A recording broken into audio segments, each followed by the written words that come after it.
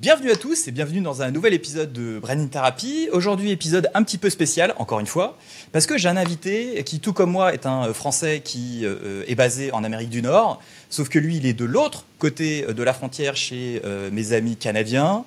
Il faisait partie du top Favicon 2023 canadien. Et ensuite, il a totalement disparu dans la nature après avoir embrassé le côté obscur, à moins qu'il l'ait quitté. Et ça, on verra justement dans cet épisode. Merci, Max Laramé, de me joindre aujourd'hui dans cet épisode.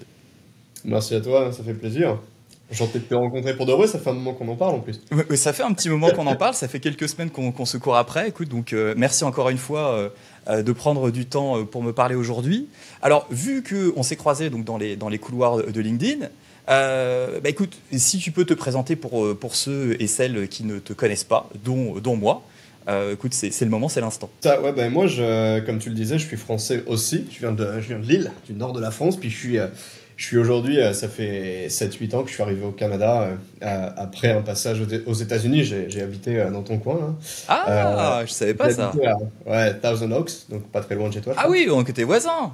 Ouais, et puis Londres aussi en Angleterre. Donc j'ai fait ça avant, puis j'ai débarqué ici au Canada il y a, je te dis, 7-8 ans. Toujours été plus ou moins toujours été dans le marketing, la com, là. Et puis j'ai fait, je te dirais, une grosse partie dans des... J'ai pas mal... niveau pro, j'ai pas mal fait un peu toutes les genres d'entreprises. Je te dirais que j'ai fait des multinationales, j'ai fait des startups, j'ai fait des PME, avant de tourner entrepreneur, comme tu disais, là, à ce moment-là où je me suis lancé sur LinkedIn. Et puis on pourra en parler et parler du bilan après. Et puis aujourd'hui, je suis directeur marketing pour une entreprise qui s'appelle Solid Experience. On fait de la CAD, on fait de la conception assistée par ordinateur. En gros, c'est de la 3D. Nice. Alors du coup, toi en tant que ch'ti, donc qui a grandi en France, dans le nord de la France. Qu'est-ce qui t'a amené en Amérique du Nord, enfin déjà à Londres, et puis après apparemment donc aux États-Unis, ensuite au Canada, surtout sous le soleil californien, vers le froid de nos amis canadiens, parce que ça pour le coup c'est un mystère pour moi. C'est pas forcément toujours des choix, tu sais, ça s'impose des fois, mais pourquoi je suis l'Angleterre, les États-Unis, ça c'est un peu des concours de circonstances, puis un peu d'opportunisme avec, tu sais, des stages, des trucs, tu sais, j'ai essayé de les chercher à l'étranger, puis j'étais attiré pas mal par l'Angleterre et la Californie aussi parce que je viens de la musique beaucoup. J'ai joué longtemps de la pop punk et de punk rock, etc. Puis du coup, tu sais, la Californie, ça me parlait pas mal, donc voilà. Puis après, j'ai aussi eu la chance de faire un lycée international, enfin j'avais une classe internationale au lycée. Fait que quand j'étais en première, moitié de la classe était étrangère. Là, j'ai rencontré une de mes meilleures amies qui habite aujourd'hui encore à San Jose, et une américaine du coup. Puis c'est grâce à elle la première fois que j'ai mis le pied aux États-Unis, et que j'y suis resté un peu après concours de circonstances, comme je te disais.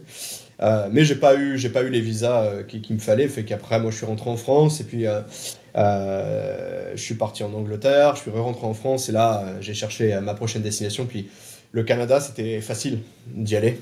Les visas, c'était plus simple à obtenir. Fait que je me suis dit, regarde, on va tenter. J'avais pas de plan long terme. Moi, j'ai toujours été plutôt au jour le jour. Fait que je me suis dit, regarde, on va y aller. Puis on verra ce que ça donne. Puis sinon, j'irai ailleurs après, quoi. Je suis resté. D'accord. Et donc, sur le bilan de ta carrière, tu as travaillé plus en France que North America, ou tu as vraiment fait ta grande majorité de ta carrière, on va dire ici? Largement. J'ai fait, en France, j'ai fait juste une alternance, là, je te dirais. Des boulots étudiants, mais j'ai pas travaillé véritablement en France. Je connais le marché, tu sais, j'ai quand même étudié dedans, donc tu sais, les références marketing françaises et communication, etc., je les ai. Je travaille de près avec des groupes français, tu vois, nous, un de nos gros partenaires aujourd'hui, c'est Dassault, par exemple, tu vois, qui est quand même une très grosse boîte française. Donc je connais bien les structures et puis les manières de faire à la française, mais non, je te dirais que ma carrière, elle est ici. Ma vie d'adulte, elle est ici. Ouais, et alors, c'est quoi parce que moi, c'est souvent une question qui revient, vu que moi, ça va faire 10 ans que je suis aux États-Unis avec, qui fait du marketing, du branding. Ça fait 20 ans que je travaille avec aussi des Américains, donc j'ai l'expérience du truc. Et c'est vrai que souvent, la question qui revient, c'est, en fait, c'est quoi la différence entre le marketing à la française et, on va dire, le marketing à l'américaine, mais on va dire que plus globalement, le marketing à la North America. Et toi, ce serait quoi les grandes différences que tu verrais entre les deux approches? Bah, déjà, c'est compliqué parce que tu vois, North America, je dirais même pas que ça existe. Je dirais on a l'approche européenne, dedans on a l'approche française qui n'est pas la même que l'approche britannique par exemple. On a, après, en Amérique du Nord, on va à l'approche canadienne. Au Canada, c'est découpé parce qu'on a aussi l'approche québécoise, qui est pas la même que pour les anglophones. Puis après, t'as l'américaine. Fait que il y en a beaucoup. Et en vrai, le marketing, c'est toujours un peu, c'est pas à toi que je vais l'apprendre, mais c'est toujours du test and learn. Puis ce qui va marcher sur un marché spécifique va pas marcher sur un autre. Donc, en fait, non seulement il y a les enjeux géographiques, mais il y a aussi les enjeux du marché sur lequel tu évolues. Fait que moi, pour mon marché, par exemple, je sais que euh, quand je veux communiquer, moi, un de mes gros problèmes en tant qu'entreprise canadienne et québécoise, mais on est québécois un peu anglophone, tu vois, on est bilingue dans la compagnie. Fait que, Donc vous n'êtes pas des nazis, de la francophonie de ton côté, c'est ça? Non, du tout. On est très présent en Ontario, on est présent, on a un bureau aussi à Nashua, on est présent en Californie, on a des bureaux un peu partout en Amérique du Nord. Mais on est une boîte québécoise, mais le fondateur c'est un Québécois anglophone. D'accord. Donc c'est une culture un peu différente encore, une fois, même à l'intérieur du Québec, des fois c'est un peu... mais nous, le plus gros enjeu que je relève en tant que boîte canadienne, de surcroît québécoise, quand je veux attaquer le marché américain, parce qu'on y est, on attaque beaucoup de la Nouvelle-Angleterre, etc., c'est précisément d'être canadien et précisément d'être encore pire pour eux, québécois, c'est-à-dire francophone dans leur tête. Tu vois, ça c'est un enjeu. Par exemple, ça, le marché américain, il est protectionniste, ok? Donc ce qu'il aime pas, c'est ce qui vient d'ailleurs. Donc globalement, tu vois, quand tu veux attaquer, il faut que moi, je sélectionne, tu vois, quand on fait des campagnes qui partent à l'externe du Québec vers les États-Unis, en l'occurrence, il faut que je m'assure bien d'avoir par exemple des présentateurs, tu sais, quand c'est des vidéos ou bien des TikTok ou des campagnes visuelles, whatever, il faut que j'ai des gens qui soient full anglophones sans trace d'accent français, sinon je sais que ça va nous faire du mal. Tu sais, ça c'est quelque chose qui est fort, très présent sur le marché américain. Et puis après, sinon, évidemment, sur le marketing en tant que tel, le branding, etc., on sait qu'aux États-Unis, il faut être un petit peu plus bold, il faut être un peu plus. Il faut oser. Hein. C'est clair. Tu sais, ils aiment quand ça tabasse un peu, puis faut pas avoir peur, faut pas avoir froid aux yeux, c'est un marketing un peu intense. Le Canada anglophone, c'est un espèce d'hybride. C'est quand même un peu, c'est moins poussif, on va moins loin. Et le marché québécois est encore un peu plus pragmatique, je te dirais.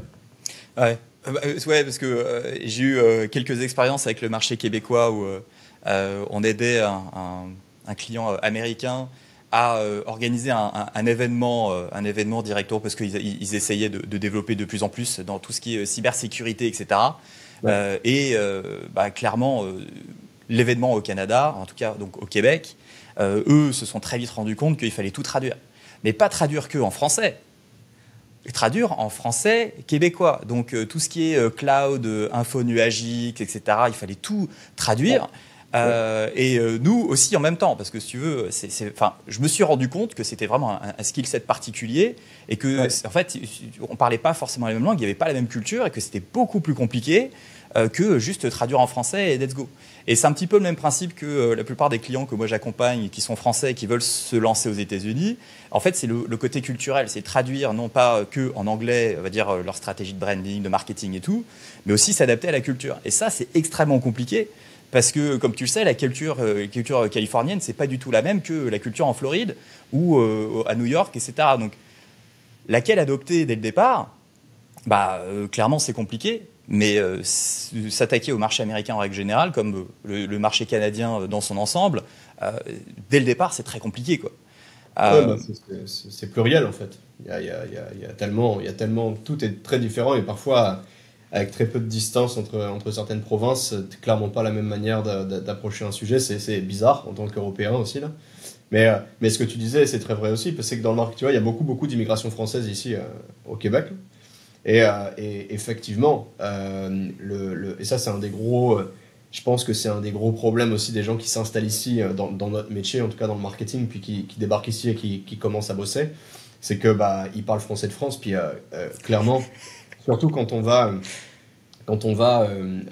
faire des campagnes un peu plus... Quand tu fais du soutenu, c'est correct. Le langage soutenu, il est à peu près aligné. Tu sais. Si tu fais des campagnes gouvernementales ou des choses comme ça, normalement, il y a 2-3 petites originalités, tu sais, mais globalement, c'est quand même aligné sur un français neutre. Par contre, si tu vas sur tu vois, nous, comme le ton de notre marque à nous, on essaye de la rendre un peu friendly, un peu humaine, pas familière, mais tu sais, comme si tu parles à un ami. Mais ça, pour le coup, ce genre de campagne, si tu parles pas ou si t'as pas les références québécoises, même la pop culture québécoise.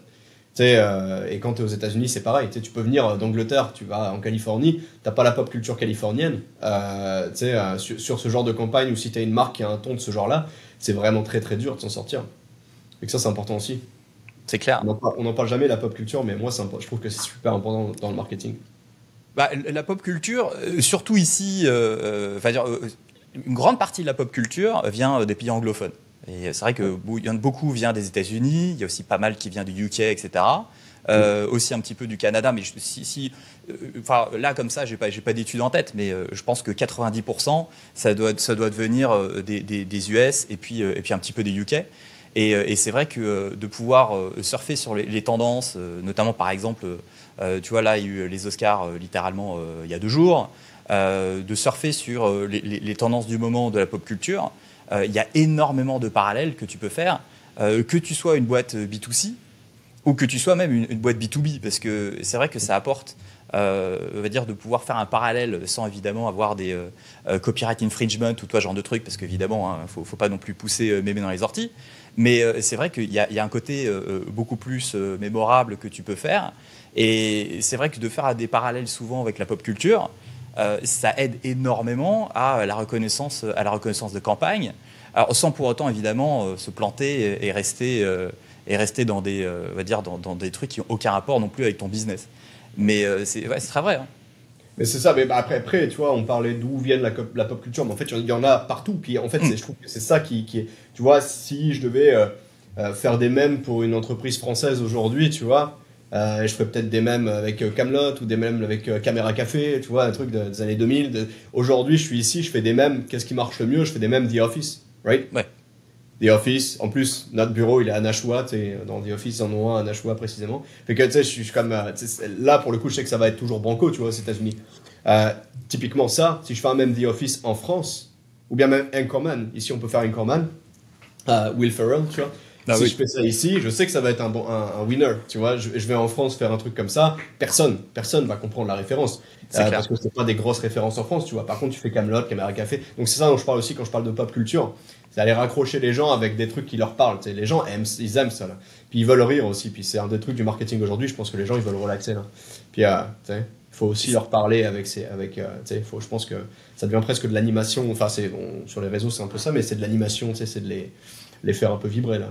Ouais, mais d'ailleurs en ce moment, parce que j'ai vu qu'en France, j'ai pas vu un seul épisode, mais je suis un gros fan de Shark Tank, la fameuse émission, je crois que c'est sur ABC, sur le business, avec maintenant on va dire des gros du business qui quelquefois sont un petit peu polémiques parce que bon, ils sont peut-être un petit peu too much, genre Mister Fantastic pour pas les nommer. Et il y a un équivalent qui est sur M6, je crois, qui s'appelle Qui veut être mon associé ou un truc dans le genre. Et maintenant, je vois sur YouTube, il y a des gens qui décryptent chaque épisode. Il y a énormément de mèmes qui débarquent sur LinkedIn, etc.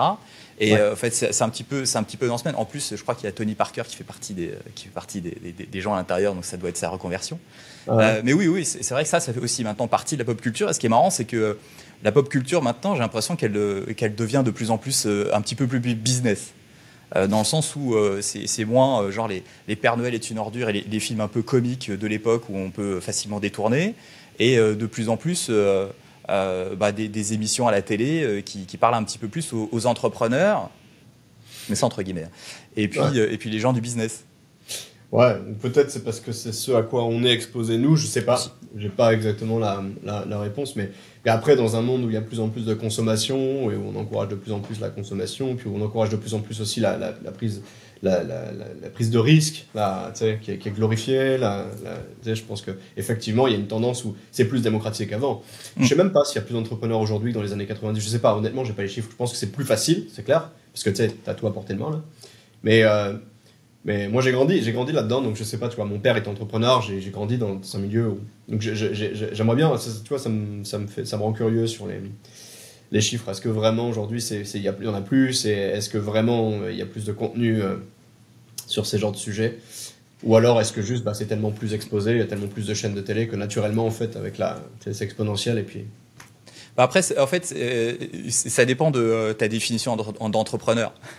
Parce que aujourd'hui, j'ai l'impression qu'on voit des entrepreneurs partout, alors que souvent, en fait, c'est des hobbies et que c'est plus, tu vois, tu sais, c'est un peu comme quand tu débarques à Hollywood et que tu vois des acteurs partout.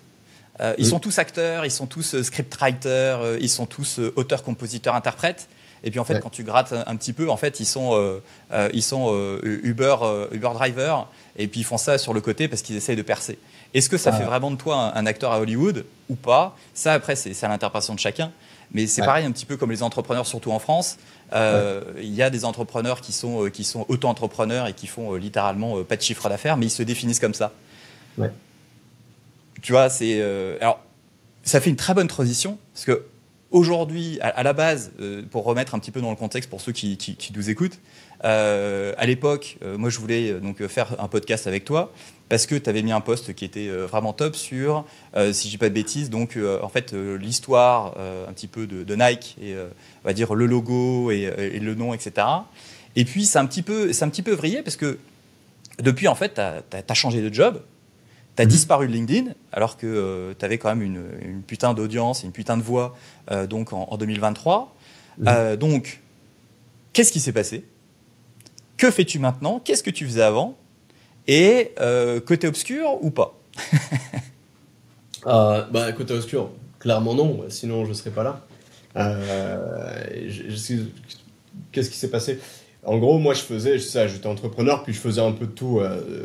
Mon positionnement, et ça c'est un problème, c'est vrai que pour un marketeur c'est pas idéal, mais il a beaucoup changé. Tu sais, au début je suis allé un peu sur la facilité, j'ai fait des formations LinkedIn, réseaux sociaux, parce que tu sais, c'est un sujet que je maîtrise bien, les réseaux sociaux, mine de rien, dans le marketing ça reste assez fondamental.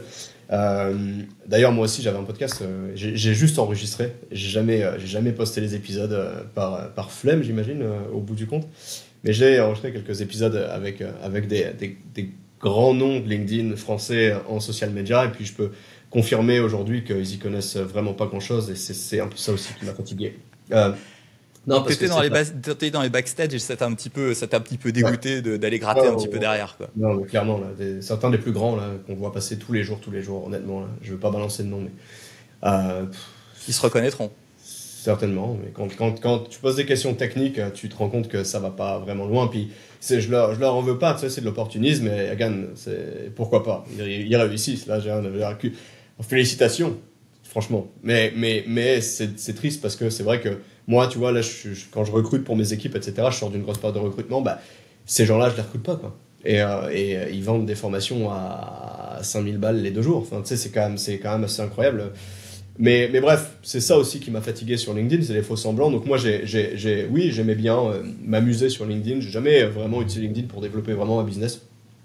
Mes gros business, c'était du bouche à oreille, trucs comme ça. Fait que c'est là où j'arrivais à faire du chiffre. Mais sur LinkedIn, c'était plutôt je m'amusais. J'aimais bien poster, j'aimais bien faire un peu de provoque. J'étais un peu un troll aussi, là. Faut dire les choses. Mais oui, j'avais une petite audience, puis j'aimais le côté partage aussi, puis j'aimais le côté, effectivement, je partageais au travers de mes coups de gueule et puis de mon ton un peu provoque, toujours j'essayais d'apporter un peu de valeur, donc j'étais souvent sur les thématiques de branding et comment faire vivre ta marque et comment faire pour séduire les gens aujourd'hui, les encourager vers l'acte d'achat ou bien de conversion, qu'importe celle que tu cherches là, mais ouais, c'est ça. Donc en fait, j'en ai eu marre d'être solo un peu aussi au bout d'un moment. La solitude, j'étais vraiment tout seul, et puis bosser de mon salon, puis au bout d'un moment je manquais un peu aussi je trouve que ça me, à moins que tu aies un gros why, ce qui n'était pas mon cas pour faire ce que je faisais, j'ai perdu envie en fait, j'avais pas d'objectif, j'étais arrivé à un point où j'avais plus d'objectif plus loin en fait, je sais plus ce que j'aurais pu aller chercher, ça m'intéressait beaucoup moins. Et puis voilà, j'ai réactivé tout doucement. Il y a eu des événements familiaux aussi, un peu perso, qui m'ont poussé à prendre des décisions. Et puis du coup, je me suis mis un petit peu à réactiver le réseau, j'ai cherché un petit peu, et puis je suis tombé sur une super offre ici, là, et qui était pas mal, qui englobait pas mal tout ce que je voulais. Et est-ce que c'est le côté obscur? Vraiment pas, parce que tu sais, aujourd'hui, moi j'ai retrouvé, en gros, je pense que c'est ça qui est reproché au salariat aujourd'hui, et pour ça qu'il a une mauvaise image, c'est parce qu'il y a beaucoup de boîtes qui tournent encore à l'ancien régime, donc tu sais, avec même s'il n'y a pas le présentiel obligatoire tout le temps, tu es quand même checké, tu as quand même des horaires de bureau, tu dois quand même être présent. Moi, évidemment, je le fais parce que je suis quand même, tu sais, je suis quand même impliqué, puis je veux réussir, puis je veux que ça marche pour la boîte aussi, tu sais, mais en même temps, personne m'emmerde. Tu sais, je veux dire, je fais ma job, on me fait confiance pour la faire. Et cette culture d'entreprise-là, tu vois, c'est ça que je cherchais. Donc en fait, aujourd'hui, est-ce que j'ai perdu beaucoup de liberté par rapport à l'entrepreneuriat ? Franchement, pas beaucoup. Par contre, ce que j'ai gagné, c'est beaucoup plus de stabilité, du travail d'équipe, c'est une belle reconnaissance des gens avec qui je travaille. C'est vraiment, c'est plus, je me sens plus complet aujourd'hui que quand j'étais entrepreneur, clairement, là, de très loin. Non, mais c'est intéressant de voir ton point de vue parce que bon, déjà, si on avait la discussion avec des gens de LinkedIn qui sont anti CDI parce que le CDI c'est le mal et que le CDI c'est pour les faibles et que si tu veux il faut être entrepreneur sinon t'es rien dans la life. C'est très honnêtement, déjà, chacun fait ce qu'il veut.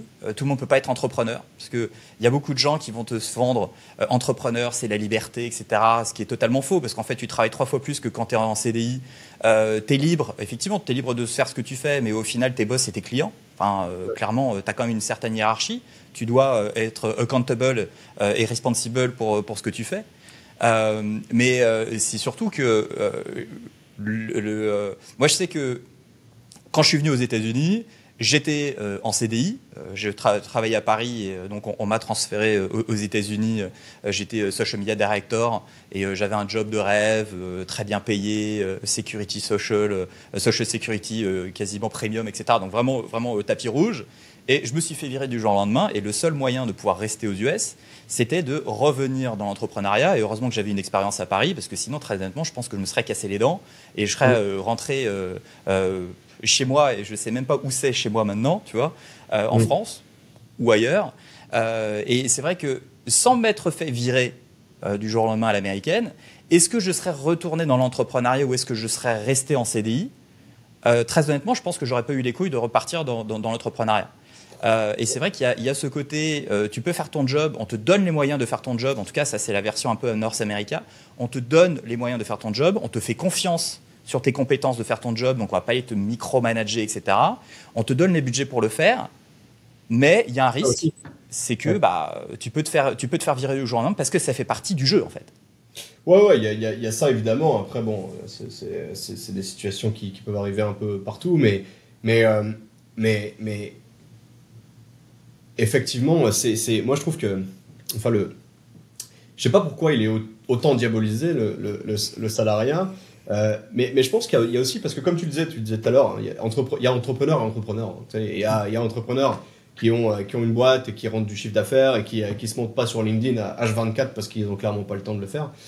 Et puis tu as entrepreneurs paillettes, ok. Et les entrepreneurs paillettes, il y en a un paquet, et j'en parlais tout à l'heure, mais qui connaissent rien à leur métier ou qui sont pas techniquement très bons. Ils sont bons à se vendre eux, tu sais. Ils sont bons à se marketer eux-mêmes. T'sais. Et ça, c'est quelque chose que j'ai remarqué en interviewant beaucoup. Ils savent très très bien se vendre. Mais moi, je posais des questions. Moi, le podcast, c'était plutôt destiné aux PME, TPE. Puis je posais des questions pour... ma cible, c'était les directeurs de PME, globalement. Là. Donc, comment, par exemple, ceux qui intervenaient sur les réseaux sociaux, qu'est-ce que tu conseillerais à tel genre de marché? Et puis, il a une TPE de 150 personnes. Le budget est assez limité quand même. Il couvre un territoire tel que celui-là. Qu'est-ce que tu recommanderais? À chaque fois, les réponses que j'avais, ce qui marchait pour moi, c'était ça, absolument rien à voir. C'est rien à voir.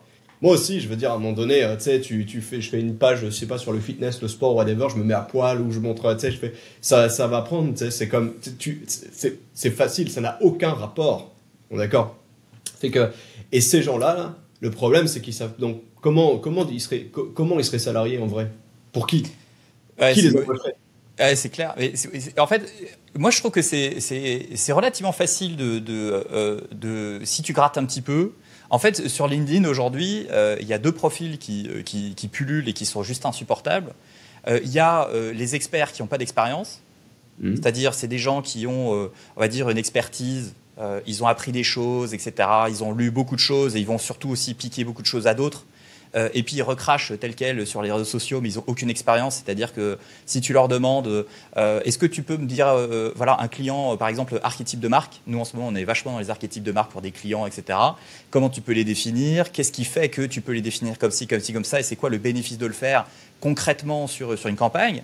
Je suis sûr que la grande majorité, ils connaissent le concept, mais ils n'ont jamais appliqué à des clients. Et puis, tu as aussi l'autre profil qui est le chanceux. C'est un petit peu comme ma fille qui a 16 mois. L'autre soir, dans son bain, elle avait des duplos. Et on adore défaire les duplos.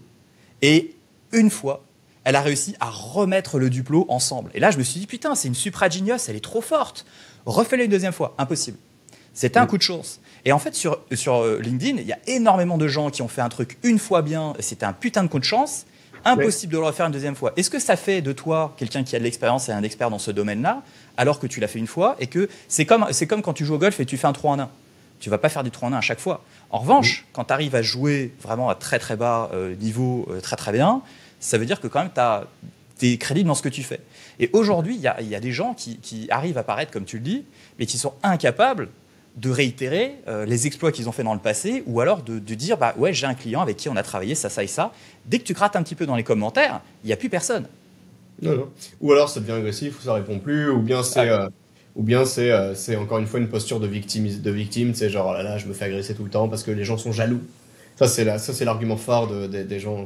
Dès qu'on gratte un peu et qu'on va un petit peu attaquer des concepts un peu débiles, hein, c'est ça. Vous êtes jaloux parce que je réussis et parce que je suis ci, je suis ça. Et voilà. Mais tu sais, genre, j'ai du mal, honnêtement, c'est aussi pour ça que j'ai arrêté LinkedIn. Alors, je vais reposter, hein, je vais refaire des posts à l'occasion, comme ça, là, quand ça m'amuse et quand j'ai le goût de le faire, là. Mais c'est vraiment ça qui m'a fatigué. Parce qu'autant, il y a quand même une grosse communauté qui est cool. Tu sais, sur LinkedIn, il ne faut pas tout diaboliser. Il y en a beaucoup qui savent de quoi ils parlent. Souvent, c'est pas les plus gros comptes, d'ailleurs. Mais qui posent des trucs très très intéressants. Moi, j'en ai quand même beaucoup autour de moi que je respecte et que je vais souvent voir encore, tu vois.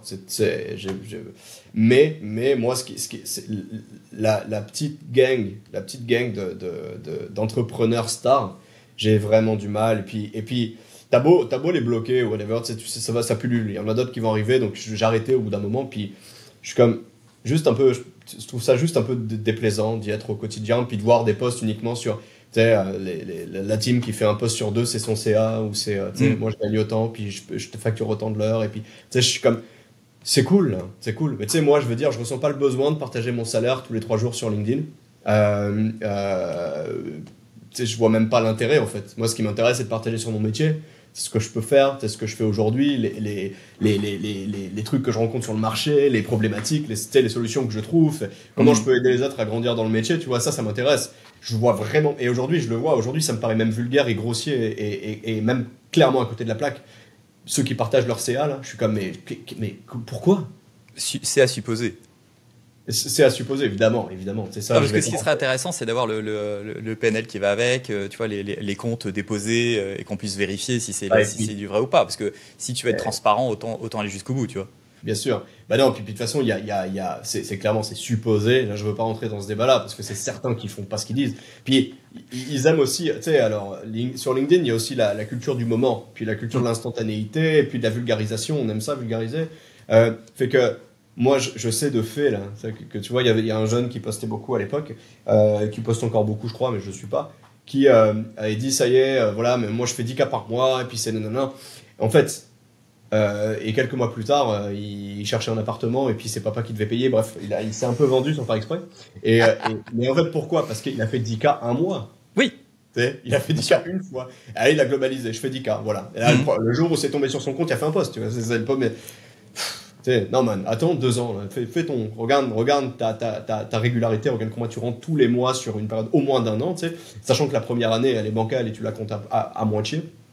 Puis après tu vas commencer à savoir un peu de quoi tu parles. Fait c'est tout ça qui m'a un peu. Je comprends. Bah, c'est vrai qu'en plus ça donne une mauvaise image et d'un point de vue vulgarisation et d'un point de vue éducation, surtout pour les plus jeunes qui savent pas exactement. Après le bac ou après leurs études, ce qu'ils veulent faire, est-ce qu'ils veulent chercher un job, est-ce qu'ils veulent monter leur boîte, etc. C'est des mauvais messages à envoyer parce que tu as juste l'impression que gagner... Alors déjà, apparemment, 10K, c'est la norme. Alors 10K, ça dépend où. très clairement, en Californie, Dika, quand tu as une famille, tu es un peu short. Surtout si tu es du côté de San Francisco, tu es pauvre. Et genre, littéralement, tu es à la rue, ce qui est triste. Mais c'est vrai que qu'est-ce que ça veut dire, Dika, quand tu es freelance ou alors quand tu es une boîte, si tu es majoritaire ou si tu es minoritaire, suivant ton statut, etc. Ça veut tout et rien dire. Ça veut tout et rien dire. Encore une fois, c'est une preuve c'est un gros manque de maturité que de parler de ce genre de sujet. Où, moi, j'ai pas de problème pour parler d'argent, typiquement. Non, bien sûr. Par contre, j'aime rappeler quand même que moi, j'habite tu sais, je gagne bien ma vie, ok. J'ai un beau salaire. Quand je vais en France, quand j'en parle même à de la famille ou quoi, pour eux, c'est waouh, c'est beaucoup. Mais je suis comme, ok, mais tu sais, ma famille, elle habite à Béthune. Tu sais, elle habite dans un petit village, enfin, c'est pas un village, c'est une ville, mais dans la France, t'achètes une belle maison pour 200 000 euros, tu sais.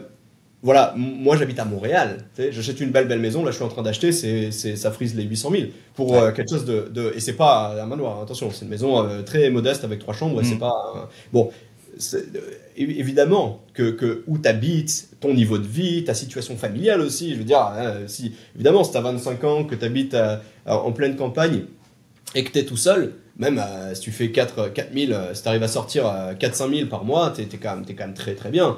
Bien sûr. Je veux dire, et pour autant, à l'inverse, comme tu parles de San Francisco, tu sors 10 000, tu as une famille, et puis tu essayes de payer un crédit, bah tu t'en sors pas. Donc ça veut absolument rien dire. C'est pour ça que je pense que... Et puis, ce qu'ils omettent de dire tout le temps aussi, ces gens-là qui parlent de CA à longueur de journée, c'est qu'ils parlent jamais de leur quotidien non plus. C'est quoi ton quotidien pour faire 10 000 ? Est-ce que ta santé mentale, elle va bien ? Est-ce que tu prends soin de toi ? Est-ce que tu vas au sport ? Est-ce que tu manges bien ? Est-ce que tout ça, ça fait partie du package ou pas ? Parce que, tu sais, moi, je gagne mon salaire, mais voilà, moi, je prends soin de moi, j'ai le temps de m'occuper de ma famille, j'ai le temps de... Ça compte aussi, personne n'en parle jamais. Mais bref, il n'y a jamais de contexte. Non, et surtout qu'en plus, il y a beaucoup de gens qui font des parallèles avec des gourous du business américains, du genre Alex Hormozy, du genre Gary Vee, etc. Qui, pour moi, en tout cas, c'est des gens, je pense qu'il faut tout sauf écouter. Parce que ce sont des gens qui, même si apparemment donc, ils ont une famille, c'est des gens qui travaillent en famille. En tout cas, Alex Hormozy avec sa femme. Gary Vee, je ne connais pas sa vie personnelle, mais c'est que des mecs qui sont dans le hustle, vraiment la hustle culture à fond, ce qui, pour moi, est vraiment un enfer. Parce que si tu veux avoir une vie saine avec une famille, avec des enfants, que tu veux passer du temps avec eux, clairement, si tu dois te saigner les veines H24, de ne pas avoir de week-end et de travailler de 8h à 8h tous les jours, et ce qui apparemment n'est pas assez pour la plupart, très clairement, c'est juste invivable. C'est-à-dire que, à mon avis, tu finis très vite célibataire, quoi, tu vois. Célibataire, sans enfant et rien, quoi. Ouais. C'est d'autant plus, c'est d'autant plus triste, je trouve, en fait, cette manière de faire sa vie. Tu vois, je veux dire, c'est parce que j'adore ma job. Et puis j'adore mon boulot, tu sais, ça j'aurais pas pu le dire il y a 10 ans, tu vois, honnêtement, ça, it grew on me, mais aujourd'hui j'aime vraiment ce que je fais, tu vois, j'aime bien le marketing, ça me passionne, puis tu sais, j'aime bien trouver des solutions aux problèmes, ça m'amuse, là, c'est le fun pour moi, donc j'aime ce que je fais, j'ai une direction qui est vraiment très cool, je m'entends très bien, c'est un bon leadership, tu sais, comme tu les aimes, là, qui sont, qui te filent les clés, qui font confiance, donc bref, ma situation au boulot, là, elle est bonne, là. Bon, mais j'aime quand même bien rentrer chez moi, puis ma priorité c'est quand même de passer du temps avec mon fils, puis ma femme, tu sais, je veux dire, c'est pas pareil, c'est clairement ça et je comprends pas, ouais, la culture du boulot first, fin du boulot en premier, là, tu sais, j'ai du mal. Ouais, c'est clair. Avant de finir sur l'outro et les quelques conseils que tu pourrais donner donc, à des TPE et des PME qui galèrent avec leur marketing, que ce soit en France ou ailleurs, petite question qui a un rapport mais qui n'a pas forcément de rapport, parce que effectivement tu l'as évoqué en début d'épisode, que tu étais vachement donc, dans tout ce qui était punk, rock, pop culture, etc., musique. Je prépare un épisode aussi de podcast. J'ai été bassiste dans un groupe de métal pendant très longtemps, pendant 10 ans. Et ça m'a appris... on n'a pas fait de thunes, on s'est éclaté comme des malades, mais on n'a jamais fait de thunes parce que c'est un milieu très compliqué pour pouvoir percer et c'est assez violent. Mais ça m'a appris énormément de choses dans le marketing et dans le branding, et notamment quand tu as un groupe, d'avoir une deuxième famille à côté. Est-ce que, qu'est-ce que ta carrière de musicien t'a apporté aujourd'hui dans ton expérience marketing que tu peux transférer à tes clients ? Euh, à mes équipes, surtout, je te dirais, ça m'a appris beaucoup en interne. Mon meilleur pote, c'était le guitariste de ce groupe-là, là, tu sais, du groupe dans lequel je jouais, qui s'appelait Steigen. Pour le coup, on tournait quand même pas mal et tout à l'époque. Et mon meilleur pote, c'est un con. Tu sais, il est infernal, il est insupportable. Voilà. Et que je lui partagerai l'épisode pour qu'il entende ce que je suis en train de dire. C'est le parrain de mon fils, fait que, tu sais, j'ai le droit de balancer un peu, mais c'est comme, il est chiant, mais tu sais, genre, ça m'a appris la patience. Puis tu sais, aujourd'hui, quand j'ai des équipes, voilà, j'ai appris et puis non seulement, ça c'est un peu une blague, là, je rigole, mais au-delà de ça, tu vois, je pense que je m'occupais beaucoup de tout le côté marketing com du groupe, là, tu sais, aussi, là, et j'ai vraiment beaucoup appris. Tu sais, j'étais en début de carrière en tant que professionnel. J'étais surtout à l'époque musicien. Et tu vois, les relances, trouver des labels, trouver des prestataires pour faire tel ou tel projet. Enfin bref, c'était beaucoup d'allers-retours. Les réseaux sociaux, c'était pas comme aujourd'hui, là. Je te parle de ça, c'était il y a 10 ans. Donc les réseaux étaient déjà puissants, mais moi je te parle d'une époque où Facebook, tu pouvais encore faire de l'organique, tu vois. Bref, et donc tout ça, tu vois, j'ai quand même appris beaucoup sur les réseaux sociaux, c'était cool, c'était vrai, c'est très très formateur, très formateur. Et puis après le côté deuxième famille, évidemment, ça reste, c'est tes meilleurs amis. Et puis effectivement, aujourd'hui encore, tu vois, ça fait longtemps que je suis parti, qu'on a arrêté, ça reste que mon meilleur pote, ça reste. Et puis les autres, c'est aussi mes meilleurs potes. C'est la liste, elle est dans ce groupe-là, pratiquement tout le monde, quoi. Ouais. Donc, même sur la vie, pas qu'au boulot, mais tu sais, globalement, c'est une super expérience, ouais. C'est clair. Moi, il y a un truc qui m'a vraiment appris, c'est surtout en fait ce que tu transmets sur scène et de croire en ce que tu fais. Parce que, en fait, c'est comme quand tu fais des webinars ou quand tu prends la parole dans des vidéos YouTube ou quoi que ce soit. Ça se voit, en fait, quand tu te fais chier et quand tu n'y crois pas, en fait. Donc, Et c'est pour ça que quand tu vas voir des groupes sur scène et que les mecs, ils ont une putain d'énergie, etc., et qu'ils y croient et qu'ils transmettent quelque chose, c'est ça qui donne aussi la magie des concerts. Et d'un point de vue business, en fait, c'est un petit peu la même chose quand tu as des équipes ou alors quand tu as des clients. Quand tu es passionné par ce que tu fais et que, après, on peut revenir sur le why ou quoi que ce soit, mais c'est vraiment cette énergie que tu arrives à transmettre d'un point de vue band sur scène. En fait, ça se ressent. Il y a un truc, je ne sais pas si on peut vraiment mettre des mots dessus, mais il y a vraiment un truc qui se ressent auprès des gens et vraiment une connexion qui se fait. Et c'est vrai que souvent, quand on parle de connexion d'une marque avec son audience, etc., c'est compliqué de pouvoir le définir, en tout cas de mettre des mots dessus, parce que bon, oui, il faut créer une connexion. Ok, no shit, mais en fait, c'est quoi cette connexion? Comment tu le fais? Moi, j'aime bien faire ce parallèle justement entre il faut croire à ce que tu fais, parce que quand tu es sur scène, quand tu vas voir un concert, en fait, c'est ce sentiment-là que les gens ont par rapport à ta marque, en fait. Mmh. Ouais. Puis il faut pas avoir peur aux yeux non plus, tu sais. C'était ça aussi un peu le conseil, tu sais, si tu parlais d'outro et de conseils aux TPE, PME, et je pense que ça me fait rebondir sur ça juste, mais je pense que c'est aujourd'hui là, on se fait un peu, on s'emmerde un peu là. Tout est un peu uniformisé, puis pas tout justement, t'as des boîtes qui ont compris ça et c'est celles qui fonctionnent, I guess, mais voilà, je pense que l'époque du marketing, et c'est ça que tu vois dans certains marchés, encore une fois, comme les marchés un peu industriels, etc., c'est ça que tu remarques, c'est juste chiant. Le marketing, c'est pas du marketing, c'est du partage d'informations, tu sais. Et c'est clairement pas la même chose. Et puis je pense qu'aujourd'hui, si tu veux réussir en marketing, peu importe ton marché, peu importe ce que tu fais, faut déjà y mettre une grosse touche d'humain. On veut plus parler à une structure, tu sais, ça c'est fini. Ça fait un moment que c'est fini. Ça n'a pas duré longtemps dans l'histoire d'ailleurs, parce que tu sais, ça a commencé avec Internet début 2000, là, et puis ça a fini en 2015. Puis aujourd'hui, on revient aux méthodes d'avant, tu sais. On le fait en ligne, mais c'est pareil, tu sais. On a envie de cette espèce de relation qu'on avait avec le boucher quand on était petit, tu vois. Ouais. Qui nous file avec la boulangère et ses bonbons. Ouais, c'est ça, qui nous fait un petit bonbon, une petite saucisse avant qu'on parte et tout. Moi, je me rappelle, ça c'est peut-être mes premières expériences avec le marketing. Quand j'étais petit, j'allais chez le boucher de mon quartier, là. Puis c'était un Polonais, je me rappelle, Marzek, qui s'appelait.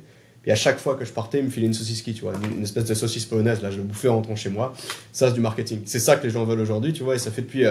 Ça a duré 15 ans, la période tout Internet, c'est où vraiment on était digitalisé. Mais non, on essaye de refaire cette espèce de vraie relation, de la construire, mais sur Internet, tu sais, on essaie de faire le meilleur des deux mondes, parce que Internet, mine de rien, on vit dedans. Et ça, je pense qu'il y a beaucoup de boîtes qui le comprennent pas encore bien. Moi-même, dans mon entreprise, je vois des gens qui sont très seniors et qui ont un peu d'expérience dans le marketing. Aujourd'hui, ils font plus ça, mais ils en ont fait dans leur jeunesse. qui comprennent pas toujours ce que je fais, tu vois, et qui comprennent pas ce côté humain, ce côté... c'est bizarre, parce qu'on n'a clairement pas grandi dans le même monde, puis aujourd'hui, je pense qu'il y a ce côté-là humain, puis le côté prendre des risques aussi, tu sais, clairement, là, la plupart des gens n'en prennent pas, parce qu'ils sont sur un marché un peu... Mais là, je vois, tu as plein d'exemples de boîtes qui le font, qui sont dans des marchés bizarres, tu as même la page TikTok de la... comment ça s'appelle la sécurité aux aéroports aux États-Unis, la NSA? NSA, ouais. J'allais dire FDA, mais non, c'est Food. Ça doit être la NSA, ouais. Je me rappelle plus, mais en tout cas, eux, ceux qui font la sécurité au portique là, dans les aéroports, c'est vraiment très drôle. C'est bizarre parce qu'ils ont plusieurs brand voices, tu vois. Ils ont celle de TikTok, puis ils en ont d'autres versions sur Instagram, Facebook, où c'est beaucoup plus boomer parce que tu sais, la cible n'est pas la même. C'est drôle, mais eux, tu vois, si eux arrivent à faire de l'humour, tu sais, je veux dire, tout le monde peut en faire. Il y a une boîte, une banque en Angleterre qui est très bonne là-dedans. C'est une banque, je crois qu'elle s'appelle Monzo. Monzo, je crois, je suis pas sûr. Ouais. Leur page LinkedIn, c'est une pépite. C'est une pépite. Sur LinkedIn, écoute, je connais pas, je vais aller voir ça. ils font des posts à 5000, 6000 likes. Laisse-moi juste checker pour que ce soit que je t'envoie au bon endroit. Mais Monzo Bank, ouais, c'est ça, exactement. Monzo Bank. Et c'est incroyable. Ils font des posts à 4, 5000, 6, 6000 likes pour une page d'entreprise sur LinkedIn. C'est quand même assez exceptionnel. Ah, c'est clair. En Angleterre, pas des Américains. Et parce qu'ils ont tout misé sur l'humour, sur les mèmes, la même culture et tout, tu vois. Et voilà, ils ont pris un risque. Et ça, c'est leur positionnement. Et à mon avis, j'ai pas les chiffres de conversion, tu sais, mais j'ai bonne foi que ça marche pour eux, tu vois. Parce qu'ils ont osé. Parce qu'ils ont osé sur un marché où normalement, ça n'ose pas trop. Bah, c'est marrant parce que là, on vient de signer un client qui est quand même une grosse boîte qui est vraiment B2B, anti-sexy au possible. Ouais. Ça s'appelle JD Power et tu sais, c'est vraiment genre les reports sur les voitures, sur les crédits, etc. Et c'est vraiment le truc anti-sexy au possible. Et on travaille sur une campagne TikTok pour aller chercher les Gen Z. Et en fait, eux, leur volonté, c'est vraiment d'aller faire un truc fun, etc. Et en même temps, tu sens qu'ils freinent un petit peu des cas de fer pour pas aller jusqu'au bout parce qu'ils ont peur. Ils ont peur de l'inconnu, ils ont peur de ce que ça pourrait donner.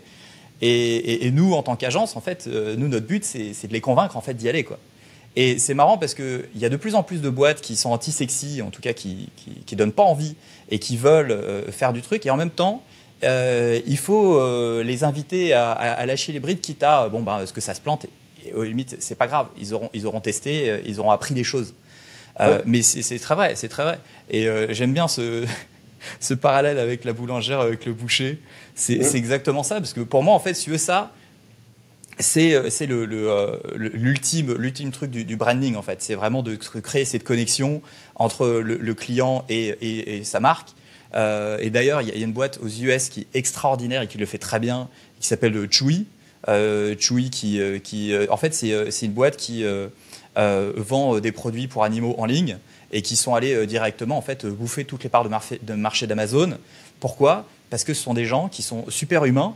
Pour donner un exemple, quand ton animal meurt, la plupart des boîtes vont te dire t'es plus un client, en tout cas t'es plus très intéressant, ils vont te laisser tomber.